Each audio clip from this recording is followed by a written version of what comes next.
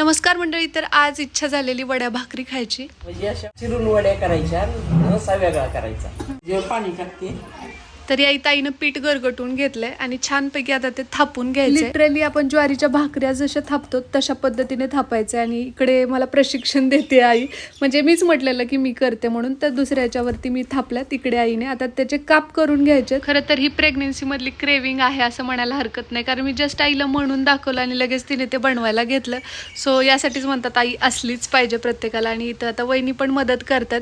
त्यांनी सगळ्या वड्या एका डिशमध्ये काढून ठेवल्या. तोपर्यंत मी खिसून घेतलं ते खोबरं आणि त्याच्यावरती छानपैकी ते डेकोरेट केल्यानंतर चहा बनवला. शेजारच्या एक ताई आल्या होत्या त्यांच्यासाठी. आणि इकडे वहिनी फोडणी घालतायत आपल्या फुकट आमटीला. फुकट आमटी म्हणता येणार नाही, कारण की खोबरं घालून आपण तडका दिलेला आहे आणि येसूर घातला. इकडे चिक्कू, शौर्य आणि श्री बॅट बॉल खेळतात दिसत असेल तुम्हाला. आम्ही मस्तपैकी वड्यांवर ताव मारलाय आणि आता औषध घेते.